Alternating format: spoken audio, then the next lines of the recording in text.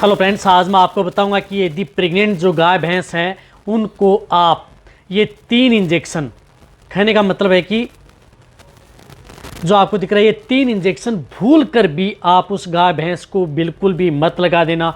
सबसे बड़ा खतरा है। आने के लिए बहुत इस तरह के इंजेक्शन आते हैं, लेकिन जो मैं आपको 3 इंजेक्शन बताऊंगा कि जो फील्ड के अंदर आप सबसे ज़्यादा उन इंजेक्शनों का उपयोग किया भी जाता है। लेकिन यदि जो पशुपालक है या अपने पशुओं को लगवा दिया, या जो वेटेरिनियन है वह यदि उन पशुओं को वह इंजेक्शन लगा देते हैं, तो पशुओं के लिए सबसे बड़ा खतरा बन सकता है जब यदि आपका पशु प्रेग्नेंट हो या बिन हो, उस तरह की स्थिति में।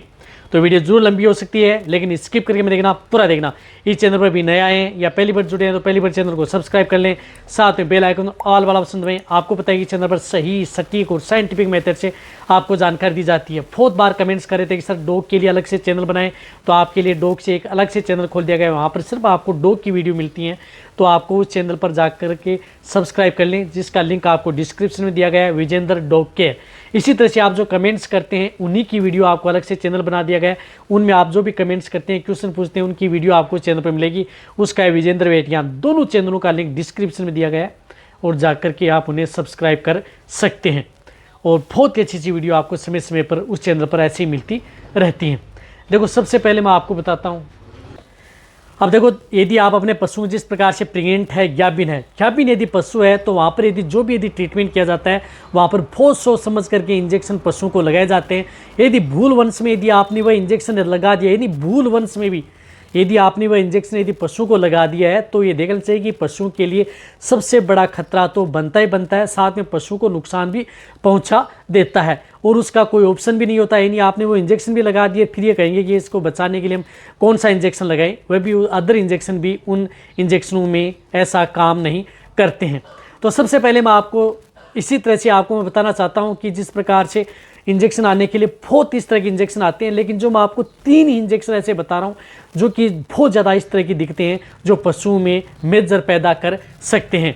इसके लिए सबसे पहले तो जो इंजेक्शन आता है वह इंजेक्शन आता है वेटालोग इंजेक्शन, जो आपको स्क्रीन के ऊपर दिख रहा है। जेनेक्स का आता है वेटालोग इंजेक्शन, जिसके अंदर साल्ट आता है ट्राइमसिनोलोन एसीटोनाइड, यानी ट्राइमसिनोलोन एसीटोनाइड साल्ट का जो इंजेक्शन है वेटालोग, जो 5 ml में उपलब्ध होता है। ये इंजेक्शन वैसे रिजल्ट बहुत इसके अच्छे इंजेक्शन है, लेकिन आप इस इंजेक्शन को प्रेग्नेंट जो पशु हैं उनमें आप इस इंजेक्शन का उपयोग भूल कर भी नहीं करना चाहिए, अन्यथा आपके पशुओं में फ़ायदे की बजाय नुकसान करता है। वैसे मैं बताऊं कि वेटालोग इंजेक्शन यदि आपके पशु में जिस प्रकार से किसी भी तरह के जोड़ों में दर्द है, सूजन है, चलने में दिक्कत है, सबसे बेस्ट और बेटर रिजल्ट आपको ये इंजेक्शन देता है अदर इंजेक्शन से। यदि आप जो कोई भी लेमनेस की शिकायत है, जॉइंट में यदि दर्द हो गया है, उड़ने बैठने में यदि पशु में दिक्कत हो गई है, तो उस तरह के केस के अंदर आपको ये इंजेक्शन सबसे बेस्ट रिजल्ट देता है अदर यदि आप इंजेक्शन लेते हैं उनसे।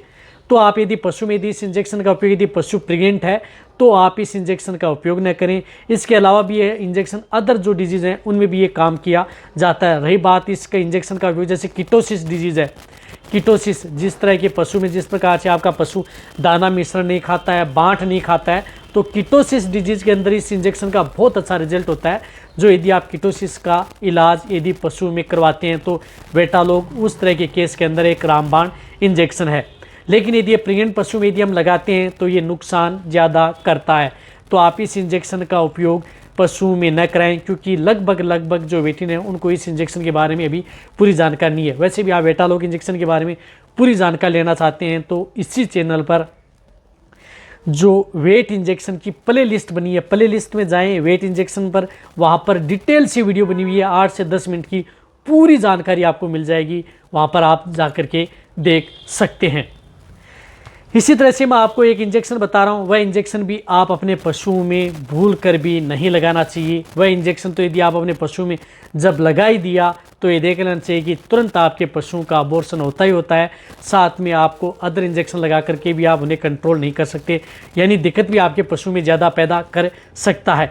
जो कि एक मेरे पास इस तरह का एक कमेंट्स भी आया था कि सर मैंने भूल वंश में उस इंजेक्शन को, जो प्रेग्नेंट पशु था उसमें मैंने ये इंजेक्शन लगा दिया, हमें पूरी जानकारी नहीं थी। हालांकि बहुत सी इस तरह के वेटेरिनरियन हैं जो इस तरह के इंजेक्शन का उपयोग बिल्कुल भी नहीं करते हैं, लेकिन जो नए वेटेरिनरियन हैं वह भूलवश में उस इंजेक्शन का उपयोग करा देते हैं तो सबसे ज़्यादा दिक्कत पैदा हो सकती है। तो वह इंजेक्शन आता है जिस तरह से वेटमेट इंजेक्शन, जिसके अंदर साल्ट आता है क्लोप्रोस्टिनोल, यानी क्लोप्रोस्टिनोल साल्ट का इंजेक्शन, चाहे क्लोप्रोस्टिनोल साल्ट हो चाहे डी क्लोप्रोस्टिनोल साल्ट हो, इस तरह के साल्ट का इंजेक्शन। पता है कि आपको ये पशु की जैसे बच्चेदानी का मुंह खोलने के लिए, सर्विक्स को जिस प्रकार से यदि आपके पशु में उपयोग किया जाता है, यदि किसी भी तरह का कोई इन्फेक्शन है तो उसमें, तो उस तरह के केस के अंदर इसका उपयोग किया जाता है। लेकिन कई बार यदि आपने भूलवश से यदि इसे प्रेग्नेंट पशु में लगा दिया तो ये सबसे बड़ा खतरा पैदा कर सकता है, जो कि फील्ड के अंदर सबसे ज़्यादा उपयोग किया जाता है वेटमेट इंजेक्शन। तो आप ये इंजेक्शन कभी भी भूल कर भी प्रेग्नेंट है या बिन पशु हैं उनको नहीं लगाना चाहिए, क्योंकि ये आपके पशु में जिस प्रकार से हीट में लाने में, पायोमेट्रा, मेट्राइटिस, बच्चेदानी की सफाई आदर में इस इंजेक्शन का उपयोग है वेटमेट यानी क्लोप्रोस्टिनोल हो, जो हर कंपनी जो अलग अलग तरह के इस नाम से बनाती है, लेकिन साल्ट यही होता है। लेकिन आप इस इंजेक्शन का उपयोग कभी भी इस तरह की स्थिति में बिल्कुल नहीं करना चाहिए।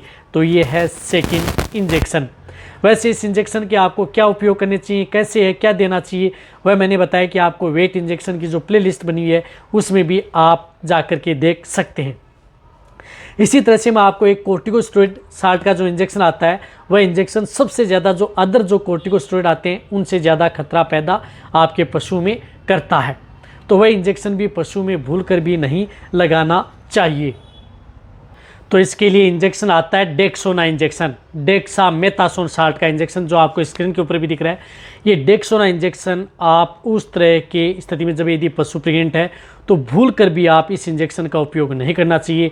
आपको पता है कि डेक्सोना सबसे ज़्यादा खतरा आपके पशु के लिए है, जो प्रेग्नेंट पशु उनके लिए सबसे ज़्यादा खतरनाक ये इंजेक्शन है। तो आप डेक्सोना इंजेक्शन का उपयोग बिल्कुल भी नहीं करना चाहिए। वैसे डेक्सोना इंजेक्शन एक रामबाण इंजेक्शन है, यदि पशु को जो क्रिटिकल स्टेज है उस तरह की स्थिति में लगाया जाता है और पशु जो मरने वाले पशु हैं उनको भी बचाया जा सकता है इस इंजेक्शन से। लेकिन यदि पशु प्रेग्नेंट है, ज्ञाबिन है, तो आप इस इंजेक्शन का उपयोग भूल कर भी पशु में उपयोग ना करें, अन्यथा आपके पशु में बहुत ज़्यादा दिक्कत खतरा क्या है। ये तो देखो, जब भी यदि पशु में ये तीनों इंजेक्शन जो मैंने बताए, ये इंजेक्शन जैसे प्रेग्नेंट पशु को लगाए जाते हैं, एक तो पशु का अबॉर्शन हो जाता है, साथ में पशु में कई बार यदि अबॉर्शन भी ना हो तो आपके पशु में दिक्कतें बड़ी पैदा कर सकता है। कई बार जिस प्रकार से प्लेसेंटा है, जेर का कुछ भाग है अंदर से फिर टूट जाता है, जिसकी वजह से उसका बच्चे का कनेक्शन है दूर हो जाता है और उसमें पेट में बच्चा मर भी सकता है। तो पशु की दिक्कतें भी ज़्यादा पैदा कर सकते हैं ये इंजेक्शन। तो आप इन इंजेक्शन का उपयोग भूल कर भी, ये 3 इंजेक्शन जो मैंने बताएं, ये इंजेक्शन प्रेग्नेंट पशु में भूल कर भी नहीं लगाना चाहिए। आने के लिए बहुत इस तरह के इंजेक्शन है जो मेरे चैनल पर वीडियो बनी हुई है, ये और कौन से इस तरह के इंजेक्शन आते हैं जो कि आप प्रेग्नेंट गाभिन पशु को नहीं लगाना चाहिए। लेकिन आज मैंने आपको सिर्फ 3 इंजेक्शन के बारे में बताया, क्योंकि ये 3 इंजेक्शन सबसे ज़्यादा उपयोग पशुओं में वेटरनरी के अंदर किए जाते हैं। तो ये वीडियो जितना हो सकता है पशुपालक उनके साथ शेयर करें। इसी तरह से आप मेरी वीडियो देखते रहें, इसी तरह से आप मेरे को प्यार देते रहें। थैंक्स, धन्यवाद।